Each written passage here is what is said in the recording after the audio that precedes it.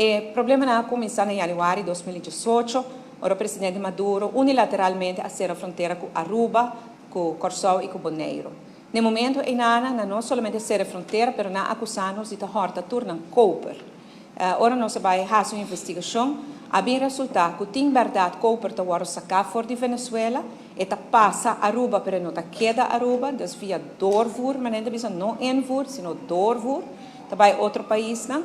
E nós, autoridades de aduana, fazem investigação e chegam à conclusão que todo doorvoer que está de Cooper, a passa que é documento não oficial de autoridade venezuelana. Riba esse Venezuela indica que o documento não é portável, está falsificado, e depois nós vamos sentar na mesa para nós conhecer que o formulário não está, qual é o stempel não oficial, qual é o documento não oficial.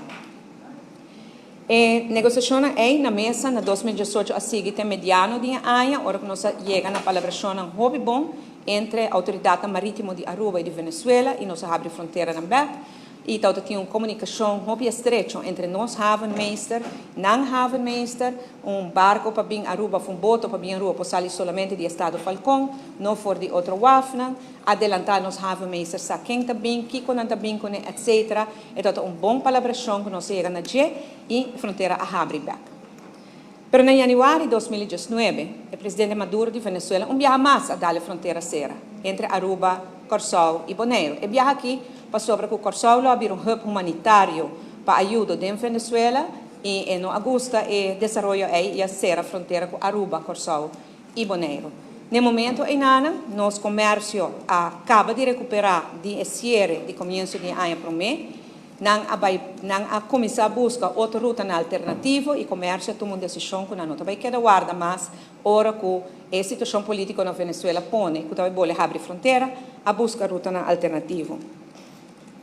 Na meio de ano 2019, a fronteira não será ainda, riba onde vierna ainda, nós há notificação que a Venezuela a decidir que está abrir fronteira back, unilateralmente, sem consulta, a abrir fronteira com Aruba. Riba onde vierna ainda, e todo tem avião já em ruta para Aruba. No momento nós na Aruba, com um candidato de petição de asilo político de pessoas de descendência venezuelana de riba 2.000 pendente, nós tomamos a decisão que nós será a fronteira no momento que nós não está claro para abrir back, nós me certi nos palabração, mas nós fazemos em 2018, prometo que nós podemos chegar a abrir.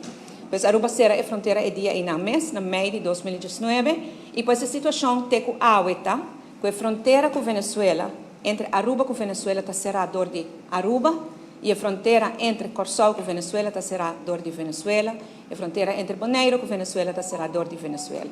Tem uma diferença em cierre de fronteira.